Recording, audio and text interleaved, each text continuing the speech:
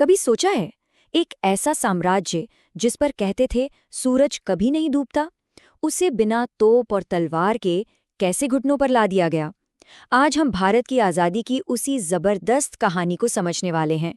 ये कहानी है एक राष्ट्र के अटूट इरादे की, एक ऐसी लड़ाई की जो हथियारों से नहीं, हौसले से लड़ी गई। तो सवाल यही उठता है कि आखिर कैसे कैसे कोई देश दुनिया के सबसे बड़ी ताकतों में से एक से टक्कर ले सकता है, और वो भी तब जब उसके पास वैसी सेना या हथियार ना हो। देखिए, ये सिर्फ तारीखों और घटनाओं की बात नहीं है।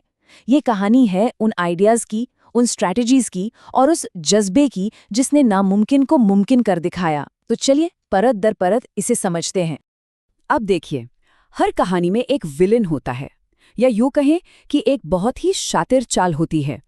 अंग्रेज ये बात अच्छी तरह जानते थे कि अगर भारत एक हो गया तो उसे काबू में नहीं रखा जा सकता।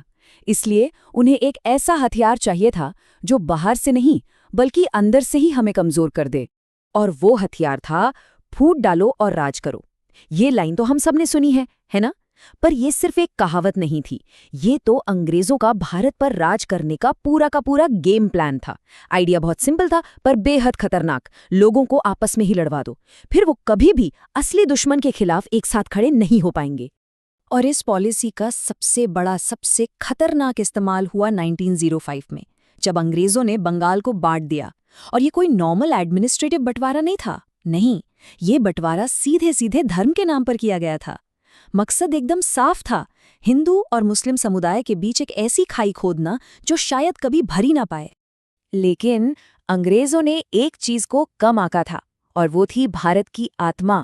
बंगाल का बंटवारा सिर्फ एक जमीन का टुकड़ा बांटना नहीं था, ये देश के दिल पर हमला था। और इसका जवाब भी उतना ही जबरदस्त मिला।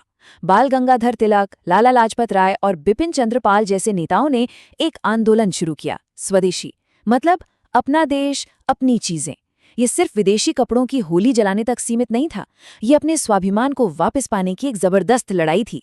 तो 1905 में जो ये चिंगारी भड़की थी, वो आगे चलकर एक बहुत बड़ी आग बनने वाली थी। अब जरा इस टाइमलाइन पर नजर डालते हैं। हम देखेंगे कि कैसे एक एक घटना, चाहे वो कोई आंदोलन हो या कोई बड़ी त्रासदी, हमें आज़ादी के और करीब ले जा रही थी। फिर आया साल 1915 और यहाँ से पूरा खेल ही बदल गया। एक शख्स साउथ अफ्रीका से भारत वापस लौटा, और वो अपने साथ एक ऐसा आइडिया लेकर आया था जो तोप और बंदूकों से कहीं ज्यादा ताकतवर साबित होने वाला था। जी हाँ, मोहनदास करमचंद गांधी घर लौट आए थे। तो गांधी जी का हथियार क्या था? वो था सत्याग्रह, यानी सत्य के लिए आग्रह या सत्य की ताकत। अब इसे सिर्फ शांति से बैठ जाना मत समझिएगा, नहीं, ये तो अपनी बात पर, सच पर डटे रहने की एक जबरदस्त ताकत थी। सोचिए, आप एक आंधी के सामने एक चट्टान की तरह खड़े हैं, झुकेंगे नहीं, टूटेंगे नहीं, बस सच के सहारे। लेकिन अंग्रेजी हुकूमत का असली क्रूर चेहरा सामने आने में ज्यादा देर नहीं लगी। 13 अप्रैल 1919, अमृतसर का जलियांवाला बाग। बैसाखी का दिन था, लोग शांति से एक सभा के लिए जमा हुए थे, और तभी बिना किसी चेतावनी के ब्रिटिश सैनिकों ने उन निहत्थे लोगों पर गोलियों की बौछार कर दी। हजारों लोग मारे गए या घायल हुए। जलियांवाला बाग ये सिर्फ एक हत्याकांड नहीं था, ये एक वेकअप कॉल था। पूरे देश को समझ आ गया कि ब्रिटिश राज असल में कितना बेरहम हो सकता है। इसके बाद बातचीत का कोई सवाल ही नहीं था। अब थोड़ी बहुत रियायतों की मांग नहीं थी, अब मांग थी पूर्ण स्वराज की, पूरी आज़ादी की। जलियांवाला बाग के नरसंहार से जो गुस्सा फूटा, उसने पूरे देश को एक धागे में पिरो दिया। ऐसा पहले कभी नहीं हुआ था। और इसी गुस्से से जन्म हुआ देश भर में फैले अहिंसक आंदोलनों की एक नई लहर का। और इसी के ठीक बाद 1920 में गांधी जी ने शुरू किया असहयोग आंदोलन, मतलब हम अंग्रेजों की सरकार के साथ किसी भी तरह का सहयोग नहीं करेंगे। लोगों ने सरकारी नौकरियां छोड़ दी, बच्चों ने स्कूल जाना बंद कर दिया, वकीलों ने अदालतें छोड़ दी। ये एक तरह से पूरे ब्रिटिश सिस्टम को अंदर से जैम करने की कोशिश थी। और इस आंदोलन में जवाहरलाल नेहरू और सरदार वल्लभ भाई पटेल जैसे बड़े नेता भी सामने आए। इसके बाद अंग्रेजों ने एक और चाल चली। उन्होंने एक ऐसी चीज पर टैक्स लगा दिया जिसके बिना किसी का गुजारा नहीं हो सकता, और वो था नमक। जी हाँ, नमक। सरकार ने नमक बनाने और बेचने पर अपना कंट्रोल कर लिया और उस पर भारी टैक्स लगा दिया। सोचिए, जो नमक समंदर फ्री में देता है, उसके लिए भी अब पैसे देने पड़ रहे थे। तो अब सवाल था, इतने बड़े साम्राज्य को चुनौती कैसे दी जाए। गांधी जी ने एक बहुत ही मामूली सी चीज को अपना हथियार बनाया, नमक, और उसे अंग्रेजी हुकूमत के खिलाफ बगावत का सबसे बड़ा सिंबल बना दिया। 1930 का उनका दांडी मार्च वो सिर्फ एक 240 मील की पदयात्रा नहीं थी, वो एक ऐलान था। एक ऐलान कि भारत के संसाधनों पर अब सिर्फ भारत का हक होगा। इस एक मार्च ने पूरी दुनिया का ध्यान खींच लिया और सबको दिखा दिया कि ये लड़ाई किस चीज के लिए है।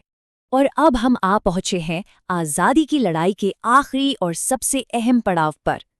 ये वो दौर था जब दूसरा विश्व युद्ध चल रहा था और दुनिया का माहौल पूरी तरह से बदल चुका था। साल था 1942। पूरी दुनिया वर्ल्ड वॉर II की आग में झुलस रही थी और इधर भारत में लोगों के सब्र का बांध टूट रहा था। तब गांधी जी ने दिया अपना सबसे बड़ा नारा, भारत छोड़ो, और इसके साथ एक सीधा सा मंत्र, करो या मरो। अब ये कोई गुजारिश नहीं थी, ये एक अल्टीमेटम था। या तो आज़ादी लेकर रहेंगे या फिर इस कोशिश में जान दे देंगे। अंग्रेजों ने इसका जवाब बहुत ही सख्ती से दिया। उन्होंने भारत छोड़ो आंदोलन को कुचलने की पूरी कोशिश की। गांधी जी, नेहरू, पटेल, जितने भी बड़े नेता थे, सबको उठाकर जेल में डाल दिया गया। लेकिन वो जितना दबाते, लोगों का इरादा उतना ही पक्का होता जा रहा था। लेकिन एक मिनट, कहानी सिर्फ गांधी जी के अहिंसक आंदोलन की ही नहीं है, ये समझना बहुत जरूरी है। आज़ादी की इस लड़ाई में कई अलग अलग सोच और रास्ते थे। एक और बहुत बड़े नेता थे, सुभाष चंद्र बोस, जिनका मानना था कि आज़ादी मांगने से नहीं, छीनने से मिलेगी और उसके लिए एक अलग तरह की लड़ाई लड़नी होगी। तो यहाँ हमें आज़ादी की लड़ाई के दो बिल्कुल अलग पर उतने ही मजबूत रास्ते दिखते हैं। एक तरफ थे गांधी, जिन्हें अहिंसा की ताकत पर पूरा भरोसा था। दूसरी तरफ थे बोस, जिनका मानना था कि अंग्रेजों को निकालने के लिए फौजी ताकत जरूरी है। और इसी सोच के साथ उन्होंने बनाई इंडियन नेशनल आर्मी यानी INA। रास्ते बिल्कुल जुदा थे, पर मंजिल दोनों की एक ही थी, आज़ाद भारत। तो दशकों का संघर्ष, अनगिनत कुर्बानियां और एक अटूट इरादा। इसके बाद आखिरकार वो दिन आया जिसका सबको इंतजार था। लेकिन ये आज़ादी एक बहुत बड़ी कीमत चुकाकर मिली। देखिए, हुआ ये कि वर्ल्ड वॉर II के बाद ब्रिटिश साम्राज्य की कमर टूट चुकी थी। वो बहुत कमजोर हो गए थे और इधर भारत में आज़ादी की जो लहर उठी थी, उसे अब रोकना नामुमकिन था। और फिर वो साल आया जिसका करोड़ों हिंदुस्तानियों ने सपना देखा था, 1947। 15 अगस्त 1947। आधी रात को भारत आज़ाद हो गया। लेकिन ये एक अधूरी आज़ादी थी। जाते जाते अंग्रेज़ों ने अपनी फूट डालो और राज करो की नीति का आखिरी दांव खेला और देश को 2 टुकड़ों में बांट दिया, भारत और पाकिस्तान। इस बंटवारे ने इतिहास का सबसे बड़ा और खूनी विस्थापन देखा, एक ऐसा जख्म जो आज तक भरा नहीं है। तो आखिर भारत की आज़ादी की इस कहानी से हमें क्या सीखने को मिलता है? ये कहानी हमें बताती है कि कैसे एक आइडिया, आज़ादी का आइडिया, लाखों लोगों को एक साथ ला सकता है। ये दिखाती है कि अहिंसा भी एक बहुत बड़ा हथियार हो सकती है, पर साथ ही ये हमें आज़ादी की भारी कीमत भी याद दिलाती है। तो सवाल वही का वही है, आखिर क्या चीज़ है जो एक अहिंसक आंदोलन को कामयाब बनाती है? क्या वो सिर्फ सही स्ट्रैटेजी है या फिर लोगों का वो इरादा जो किसी भी हाल में टूटता नहीं है?